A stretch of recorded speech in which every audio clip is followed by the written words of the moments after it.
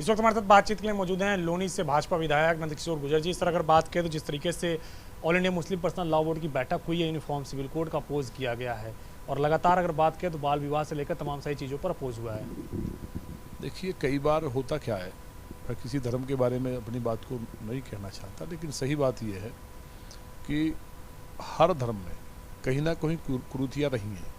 समय के अनुसार उस टाइम की ज़रूरत रही होगी जब ये थी, लेकिन वर्तमान जो परिप्रेक्ष्य में इन चीज़ों में इम्प्रूवमेंट, सुधार करने की ज़रूरत है। सनातन धर्म में भी बाल विवाह होता था, लेकिन उसको सुधार हुआ। जब संविधान को पूरा देश मानता है तो उसमें कोई पर्सनल लॉ बोर्ड, जो मुस्लिम पर्सनल लॉ बोर्ड है, इसको मानने वाले को लॉ अलग से चलाएंगे तो शरीयत के आधार पर ही फिर ये सज़ा की बात भी करें। इनको ये मांग करनी चाहिए। आपके माध्यम से मेरा कहना है कि ये लोग ये मांग कर लें कि शरीयत के अनुसार ही हमें सज़ा हो। फिर अगर वहाँ जिस तरह से अरब कंट्रीज में होता है शरीयत के अनुसार जो सर कलम करने की बात है, तो वही सब चीज़ें हों। हाथ अगर किसी ने किसी को छेड़ा तो हाथ काट दिया गया, देखा तो आँख निकाल दी गई, तो ये सज़ा क्या चल सकती है हिंदुस्तान में? भारत में बाबा साहब अम्बेडकर का बनाया हुआ संविधान है, उसके अकॉर्डिंग देश के अंदर एक ही कानून चलता है और उसी के अकॉर्डिंग सज़ा होती है, उसी के अकॉर्डिंग सारा काम होता है। तो जो बाल विवाह का समर्थन कर रहे हैं, तो वो कहीं भी कोई व्यक्ति, कोई सब समाज के लोग नहीं हो सकते। सब समाज में इनके लिए कोई जगह नहीं है। 5 साल के बच्चे से 5 साल की बच्ची की शादी करोगे, या 15 साल की बेटी और 50 साल का कोई बुजुर्ग है उससे शादी कर दोगे? 18-21 का संविधान ने किया है। पूरा देश के लोग आज शादी की जो आम उम्र है वो 25 साल के आसपास है। 25 से पहले लोग नहीं करते, क्योंकि तमाम तरह की चीज़ें, जिम्मेवारियाँ हैं। देश का नौजवान एजुकेशन के बाद ही अपना जब सेटल्ड हो जाता है तो करता है। तो मुस्लिम समाज पिछड़ा रहे और ये लोग राजनीति करते रहे, इसलिए इस तरह की बातें कर रहे हैं। मुस्लिम समाज आगे ना बढ़े, वो एजुकेटेड होकर के देश को जो विश्वगुरु बनने में उसकी जो भूमिका है, जो सबसे बड़ी हो सकती है, एक बहुत बड़ी आबादी है, तो वो देश में योगदान ना दे तो ये उसी में उलझाए रहना चाहते हैं। ये जो जिस तरह के कठमुल्ले वाली कहानी है, तो वही बात है। तो ये मुस्लिम पर्सनल लॉ बोर्ड के लोग कहीं ना कहीं, मुझे लगता है कि एकाध व्यक्ति, सभी नहीं, कई लोग बहुत अच्छे डिसेंट लोग हैं, एकाध व्यक्ति जो कहीं ना कहीं आईएसआई के इशारे पर या कट्टरपंथी मुल्कों से जुड़ा हुआ है, उनके आधार पर जो इनको फंडिंग होती है उस पर ये बकवासबाजी करते हैं। देश के अंदर संविधान के अनुसार होना चाहिए, ये तो बहुत पहले हो जाना चाहिए था भाई। देश के अंदर यूनिफॉर्म सिविल कोड की जो डिमांड नहीं है, ये ज़रूरत है। तो देश को आगे बढ़ना है। चाइना में तो इस तरह की कोई बात नहीं कर सकता, इंग्लैंड में नहीं कर सकता, किसी और मुल्क में ये सब नहीं कर सकता। तो हिंदुस्तान में जो ये सब छूट है, क्योंकि यहाँ जिस तरह से लिबर्टी जो मिलती है और उसके बाद भारत माता के टुकड़े करने की बात करेंगे, तो मुस्लिम पर्सनल लॉ बोर्ड को जब देश के खिलाफ बातें होती है तो उन पर भी तो बोलना चाहिए ना। तो ये सब चीज़ें नहीं करते, लेकिन हिंदुस्तान का मुसलमान अब पूरी तरह से भारत के साथ, माननीय प्रधानमंत्री जी के साथ कदम से कदम बढ़ा के मिला करके आगे बढ़ा है। और उसके कारण आज देख रहे हैं कि आज एक से एक IAS PCS डॉक्टर्स, इंजीनियर्स, अच्छे अच्छे उद्योगपति मुसलमानों में निकल रहे हैं। तो ये तो चाहते हैं कि वो गरीब बने रहें और हम लोग जैसे चाहें वो भीड़ बवाल करती रहे, और जो हमें बाहर से हमारे आका रिमोट कर रहे करते रहें। सर, एक सवाल इससे इतर है, संघ प्रमुख मोहन भागवत ने बयान दिया कि कोई भी इंसान छोटा या बड़ा नहीं है, ये जात की जो ऊंच नीच है इसको ब्राह्मणों ने अपनी श्रेष्ठता के लिए बनाया था। किस तरीके से इस बयान को देखते हैं? देखिए, अब किसने बनाया था मैं ये नहीं कहूँगा, लेकिन परम पूज्य सरसंघ चालक जी ने जो कहा है बिल्कुल बात सही है। मैं एक राजनीतिक या विधायक से हट के अगर बात करूं, तो ईश्वर एक है, सब दुनिया मानती है। और वो चाहे कोई भी धर्म जाति है, सभी का ईश्वर एक है। उनका नाम अलग हो सकता है, आदम हवा कह सकते हैं, शिव पार्वती कह सकते हैं, ओम कह सकते हैं, अल्लाह कह सकते हैं। अरबी में उसका नाम अलग है, बाकी ईश्वर तो एक ही है।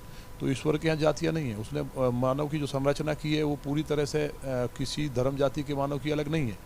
तो जातियों की व्यवस्था क्या उस टाइम रही होगी, उस टाइम की बात अलग है, लेकिन मुझे अब तो कोई लगता नहीं, संविधान में जाति का कोई स्थान भी नहीं है, जाति पाति का कहीं भेदभाव है भी नहीं।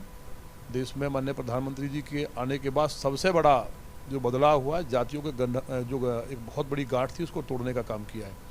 लेकिन उसको जो जातिवादी पार्टियां थी, क्षेत्रीय पार्टियां थी, अभी अब उत्तर प्रदेश में आप देख रहे हैं, जो गोस्वामी जी ने जो उस ज़माने में जो एक चौपाई लिखी थी, ढोल गवार शूद्र पशु नारी, उसको लेकर के जातियों को, जो हमारी जातियाँ एक हो चुकी है, सबके लिए बराबर काम कर रहे हैं। माननीय प्रधानमंत्री जी दलित समाज के लिए इतना बड़ा काम किया कि उनके पैर धो रहे हैं। बाबा साहब अम्बेडकर के पंचतीर्थों को डेवलप किया गया है दलित समाज के लिए, क्योंकि अंतिम व्यक्ति को आगे बढ़ाना, यही हमारी पार्टी का सिद्धांत है, पंडित दीनदयाल उपाध्याय जी का। उस पर काम हो रहा है, जाति पाति की बात ही नहीं है। आज यूथ जो सब आपस में मिलकर आगे बढ़ रहे हैं। लेकिन जो जिस तरह से उत्तर प्रदेश में क्या नाम, वो एक मंत्री थे पहले, मौर्य जी, मौर्य जी जो हैं वो अपना अलग ही राग अलाप रहे हैं। भाजपा में थे तो राम मंदिर में जाके दर्शन कर रहे हैं, फूल चढ़ा रहे हैं मानस पे। पल्लवी पटेल ने भी बयान दिया, उन्होंने कहा कि तुलसीदास केवल अनुवादक थे और मैं रामचरितमानस को नहीं मानती हूँ, बल्कि मैं साकार मूर्ति की पूजा करती हूँ। देखिए, अपना अपना मानना है, हमें उनके बारे में नहीं कहना है, लेकिन हमें अखिलेश जी से उम्मीद नहीं थी। जिस तरह से उन्होंने कहा कि मैं शुद्र हूँ, और संविधान में यही नहीं, इसका मतलब संविधान को नहीं मानते लोग।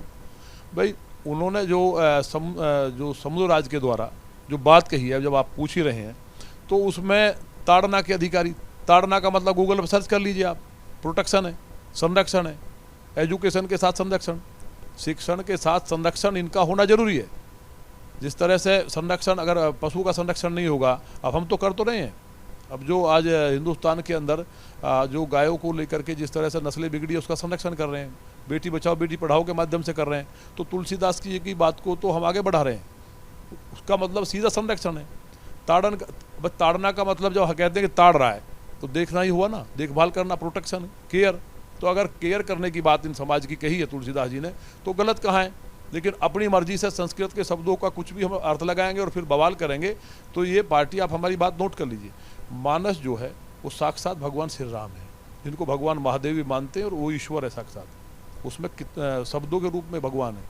जिस तरह इंदिरा गांधी जी ने 7 नवंबर 1966 को साधुओं पे गोली चलवाई थी, गायों पे गोली चलवाई थी, जब वो अपने गो हत्याबंदी की मांग कर रहे थे, और गोपाष्टमी के दिन पूरा परिवार नष्ट हुआ। इंदिरा जी से लेकर संजय जी से लेकर के राजीव तक सबकी मौत हुई, पूरा परिवार इनका नष्ट होना है, कांग्रेस समाप्त हो जाएगी। इसी तरह से समाजवादी पार्टी या जो भी दल, जो भी व्यक्ति मानस पे प्रश्न उठा रहा है, हनुमान जी साक्षात हैं, चिरंजीव हैं और जागृत हैं। हनुमान जी जब ये बम विस्फोट करने वाले आए, तो उस टाइम एक वानर ने बवाल किया नहीं और सारी मंदिर पर हमला होने से बचा लिया। तो हनुमान जी महाराज इनको बर्बाद कर देंगे, नष्ट हो जाएंगे, हमारी बात लिख लो। शुक्रिया हमसे बातचीत करने के लिए। लोनी से विधायक नंदकिशोर गुर्जर, जिनका कहना है कि जिस तरीके से संघ प्रमुख मोहन भागवत का बयान आया, उससे पूरी तरीके से वो सहमत हैं, और जाहिर तौर से बात है कि जात पात और ऊंच नीच नहीं होनी चाहिए। कृष्ण सुनील पांडे के साथ अविनाश तिवारी, एबीपी गंगा, दिल्ली।